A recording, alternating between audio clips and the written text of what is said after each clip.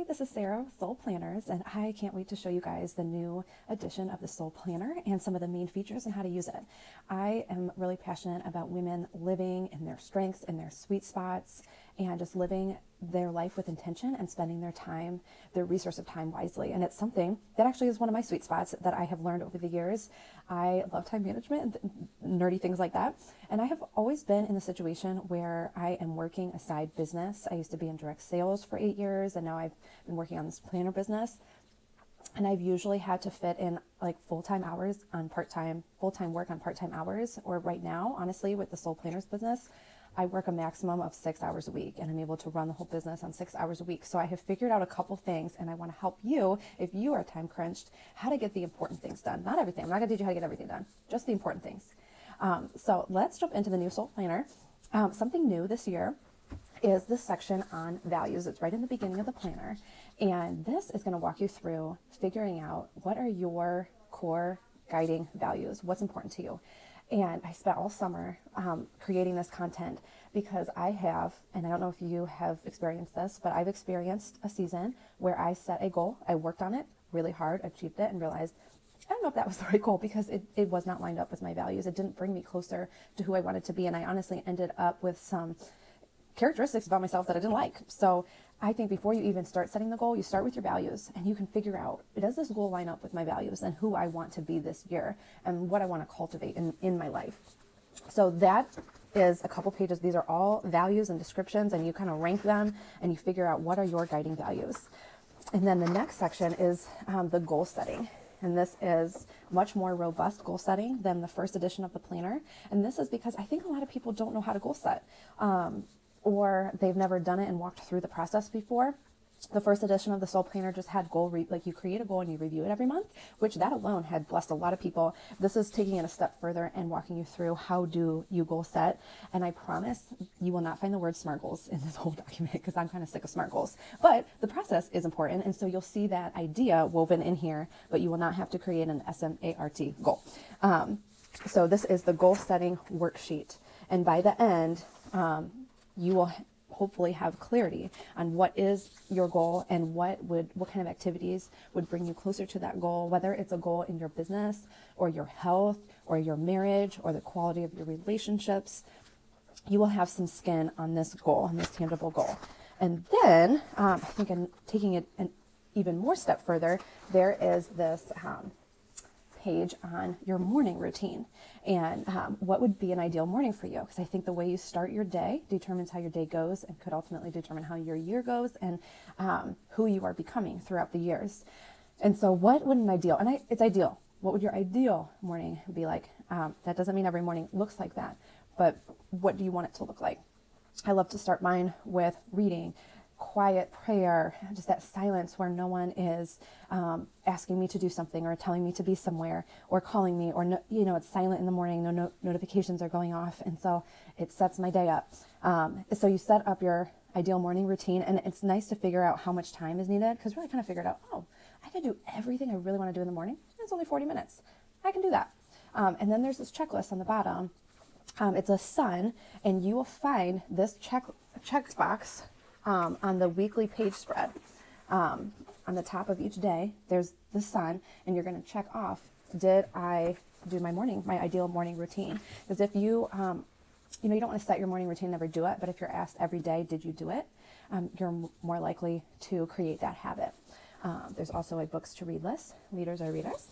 And then let me walk you through just kind of what a month looks like. So here is January. This is the dated version of the planner. If it was undated, you would just see a blank box here, and you would be able to put a sticker for whatever month you would like it to be, or you could write it in calligraphy if you're creative enough. And so that's January. And when you turn the page, you are going to review your goals. Every month, you'll review the goals you set. Now, you probably have one big goal that you're working on, and then some mini goals in all the different areas of your life. You can now write in your own area. And you guys, these questions, there's some pretty good butt-kicking questions right here. It's going to ask you, how did you see yourself show up as the person you want to be this year? When the going gets tough, we often begin avoiding or withdrawing from what we need to do, or we allow ourselves to get very distracted. Have you seen any signs of this? that's that could change you this year if you're honest with yourself every month and answer those questions. And then it also asks you on the bottom of this page, what is a key behavior, a key daily behavior that you could do every day that's going to help you become the person you want to be or grow closer to your goal? Because we have these activities we want to do, but a behavior is a little bit different. And so you'll see this key on your daily page as well to check off. I'll show you that in a minute. And then here's your month at a glance. And it has the holidays in there on the dated version. If it was undated, it's just blank up here and it's just a blank grid. And then you have this month. You could look at the next month. If you're planning ahead, you get this little month at a glance right there for the next month. And then every week, this is every week, you get to reflect on the prior week. Some more good accountability questions, just some blank pages for notes. And then here's the brain dump. This is a popular page. You brain dump the things that you need to do, or you just want to get it out of your head. You can figure out which one of those you need to delegate, which one of those are your top priorities. What's most important? This little prompt here will walk you through how to figure out what are your top priorities for the week. And then I use this for the meal planning. And a lot of people use that for other things, sports schedules, exercise, routine. If there's anything you just need to look ahead and kind of decide what you're going to do each day, you can use that for whatever you'd like. But it's been an excellent meal planner for me. So you're going to get this every week in the planner. And then here's your week at a glance. And you can see here, you have your sun, you have your key behavior, key daily behavior, check mark, your to-do list, and then half-hour time slots, starting at 6 a.m., going down to 10 p.m. These are the weekend slots, so they go by hour. The Monday through Friday, it's by half an hour, 6 a.m. to 10 p.m. Some space for notes, light social media tracking, more notes, your priorities here to keep them in front of you, and then a quote every single week. Okay, so that's the week, and then you turn it over, and here's your brain dump again, reflection questions, your next week to plan. Sometimes if you're like, oh, I need to get this out of my brain, I don't want to think about it though for a couple weeks, I don't need to, you can flip ahead and write it out in a brain dump on another week. Yep, and then you go to your next month and you review again. And so each month is a different color scheme. And again, for the undated, these are just blank. And then in the back, there is a section for notes. The very beginning of the notes section, though, I think this will help a lot of people that really plan into the next year. This is looking ahead to 2020, and so it just has the next year. So if, like this time right now, I'm already looking at next year, and there's some weddings coming up, or if you're a photographer, you're booking things, and so you can keep track of that there, and then just transfer it to your new planner when you're ready. And you guys, the amount of pages for notes back here, it's not just like 5 pages, it's like a whole notebook. There's tons and tons. And then in the back, there's a place to put things, a folder. Also, the binding is completely enclosed. There's no opening at all.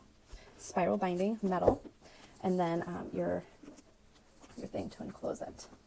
So that is the dated version. This is the pink cover. It also comes in blue. I'm going to show you the blue cover, but the version I have as a sample right now is undated. Sorry for the switch. So here's what the blue cover looks like. The final copy will actually be a matted, not glossy like this, but here is what a month would look like in the date undated. It's blank there.